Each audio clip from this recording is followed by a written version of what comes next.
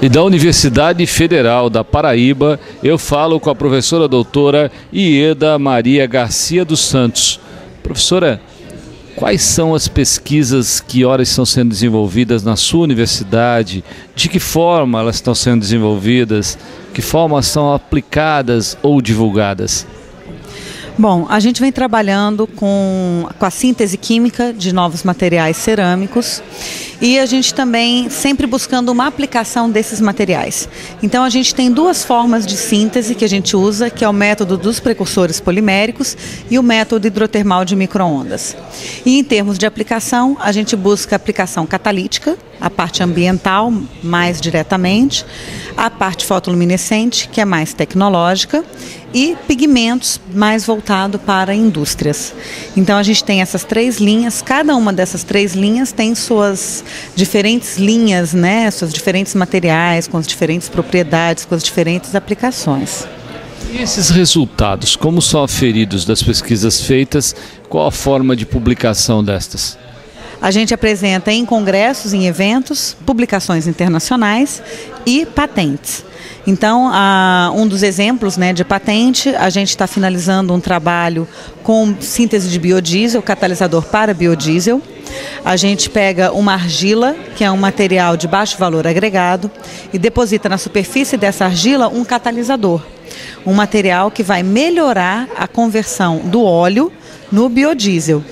E normalmente essa argila sozinha, ela praticamente não tem conversão, não tem redução de viscosidade, porque a gente avalia se o óleo passou para biodiesel inicialmente pela viscosidade. Se você colocar um óleo no motor do carro, esse óleo não vai funcionar, vai gerar uma fuligem, uma goma em cima do motor, vai entupir bico de injeção.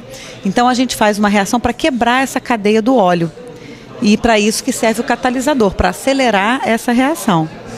Então a gente desenvolve esse catalisador com base no material barato, que é a argila, melhorado, colocando um catalisador na sua superfície. Esse material é desenvolvido com a Bentoniza, que é uma empresa aqui da região, que trabalha com a parte de modificação de argilas, produção e modificação dessas argilas. Então, com essa empresa, a gente já tem um aluno de mestrado que defendeu essa dissertação, temos outros trabalhos em andamento e vai gerar um artigo e estamos preparando a patente para depositar junto ao INPE. Então você vê toda a linha, né? Tem o envolvimento da indústria, tem o envolvimento dos alunos de mestrado, iniciação, doutorado, dependendo da linha de pesquisa, do trabalho, e a divulgação. Então assim que sair a patente, a gente vai começar a escrever o artigo, né? Porque a gente não pode escrever o artigo antes de soltar a patente. Então é um exemplo, né, de uma linha de pesquisa aqui da gente. Agora, o Estado da Paraíba, ele junto ao Instituto Nacional de Ciência e Tecnologia, no caso de materiais e nanotecnologia, vem trabalhando certas linhas de pesquisa em parcerias com outras instituições brasileiras. Quais são essas parcerias? Como elas se dão? Um exemplo é a área de fotocatálise. Essa fotocatálise a gente desenvolve filmes finos para fotocatálise e fotoluminescência. Esse é um projeto de cooperação internacional entre a UFPB, a Universidade de Rennes, na França, a Universidade Federal de Pernambuco e a Unesp de Araraquara, né? As duas fazem parte do Instituto, a UFPB e a Unesp de Araraquara. Então a gente está desenvolvendo os filmes finos na UFPE aqui e em Rennes, que em Rennes eles têm um equipamento que não existe no Brasil, que é o PLD, né, que é uma forma física, você prepara um plasma com aquecimento, com laser, e esse plasma fica na superfície de um substrato. E aí a gente tem o filme fino. E depois a gente faz o ensaio fotocatalítico na UFPE. Então, na UFPE eles têm um dispositivo, a gente tem um pigmento orgânico que a gente quer degradar, porque a gente tem muito problema disso das indústrias têxteis. Eles usam um pigmento, na hora que faz a lavagem do tecido, o pigmento vai todo para o rio. Então, o rio, às vezes, um dia está rosa, um dia está azul, um dia está verde, né? São coisas tóxicas, né? Degradam o rio. Então, a ideia é usar um filme fino, que quando a gente colocar ali dentro, com a ação do próprio sol, da radiação ultravioleta que vem no próprio sol, você vai ter a degradação desse pigmento. Então você consegue evitar a poluição ambiental. Então o que a gente faz? Sintetiza em duas instituições, caracteriza aqui, caracteriza em São Carlos e aplica na UFPE. Então você tem uma plena colaboração das 4 instituições. E ainda faz avaliação fotoluminescente lá em São Carlos, lá em Araraquara, com o professor Elson. Então você vê, aqui nós propusemos alguns filmes, na UFPE outros filmes, e todo mundo junto trabalhando para poder chegar num resultado e numa publicação em comum. Agora, a trajetória de uma cientista, pesquisadora como a sua, deve ser muito interessante, porque você teve que passar várias fases, defender várias teses, e hoje está aqui na Paraíba, né, orientando, e pesquisando e orientando. Explica um pouquinho sobre a tua trajetória, como ela se deu, quais foram as suas teses defendidas. Bom, eu fiz a minha graduação em São Carlos. Quando eu estava no 2º ano de graduação, eu fui fazer iniciação científica com o professor Elson Longo. E comecei lá a trabalhei com filmes finos e depois comecei a trabalhar com a parte de refratários.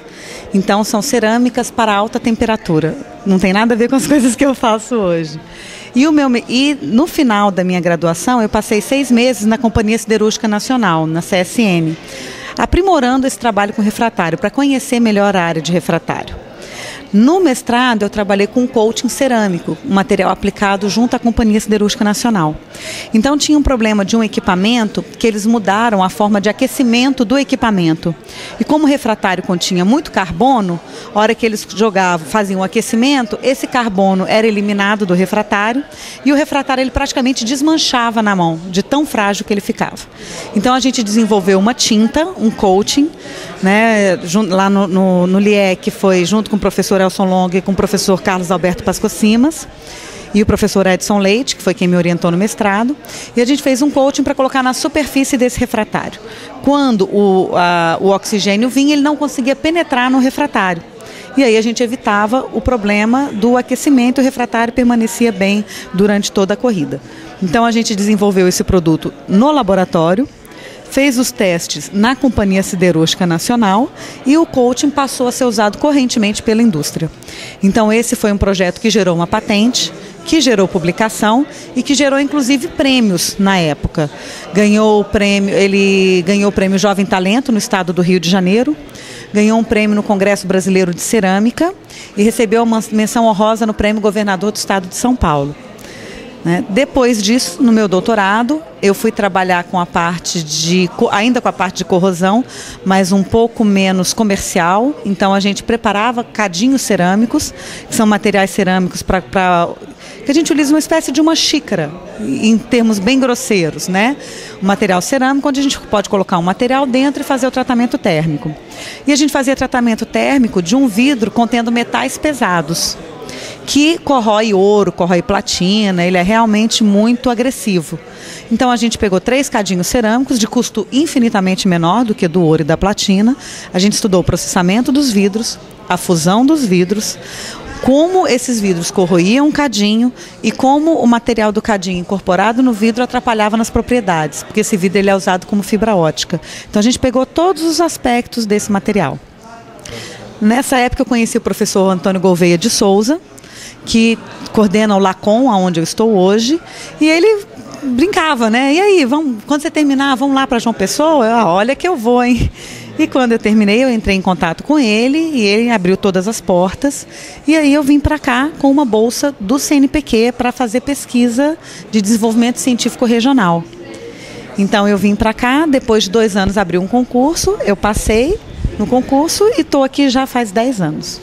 Maravilha. Agora, os resultados da sua pesquisa ou das suas linhas de pesquisa para a sua região, como que eles são mensurados? De que forma vocês conseguem medir aquilo que é feito? Como que você consegue transferir isso para ser comercializado ou em parceria com uma empresa ou com uma indústria nacional, internacional? Como que é feito esse processo? Bom, no caso, um exemplo bem prático disso é o do catalisador para o biodiesel. Então, a Bentoniza foi uma empresa que nos procurou há algum tempo atrás, querendo fazer parcerias. Como a gente poderia melhorar a argila deles. E aí veio a ideia de usar a argila para a síntese do biodiesel. Então a gente está desenvolvendo esse novo produto e esse produto estando adequado, estando com uma boa conversão, a Bentoniza pretende incorporar esse produto na sua linha de produção. Então a gente desenvolve, testa e eles vão fazer depois a parte de aplicação desse material, né, desse produto que a gente desenvolveu e vender para as empresas que fazem a síntese do biodiesel. Um outro exemplo que a gente tem já com uma empresa nacional, que é a Petrobras, a gente desenvolve catalisadores para redução de NO na presença de CO. Então, NO e CO são dois gases altamente tóxicos, letais inclusive. O NO ele gera a chuva ácida e o CO no organismo ele é tóxico, né? Aquele exemplo da pessoa que fica numa garagem fechada com o escapamento do carro ligado e a pessoa morre, porque o CO é um gás que envenena. Então, a gente pega um catalisador que vai fazer com que esses dois gases reajam e ao invés de ter dois gases tóxicos, a gente passa a ter dois gases não tóxicos, que é o N2, o nitrogênio que tem na atmosfera, e o CO2. Tá?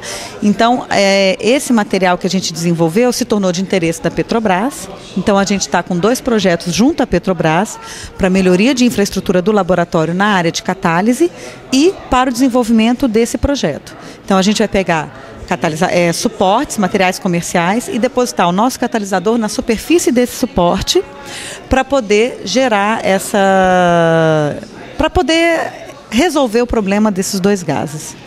Tá? Então é um material também que, estando aprovado, testado, com uma boa conversão, com um bom funcionamento, a Petrobras pretende utilizar na sua linha de produção. Tá? Porque eles têm reatores que geram NO e geram CO. Então, para reduzir a poluição ambiental. Com isso, o meio ambiente, o Brasil ganha. Certamente, certamente. O meio ambiente ganha, o Brasil ganha, a ciência ganha, porque a gente vai compreender o que acontece, como que esses catalisadores atuam. O setor industrial ganha, porque eles vão usar um material desenvolvido no Brasil, ao invés de ficar importando tecnologia, né? E o ambiente ganha, porque a gente vai estar evitando que gases tóxicos sejam emitidos.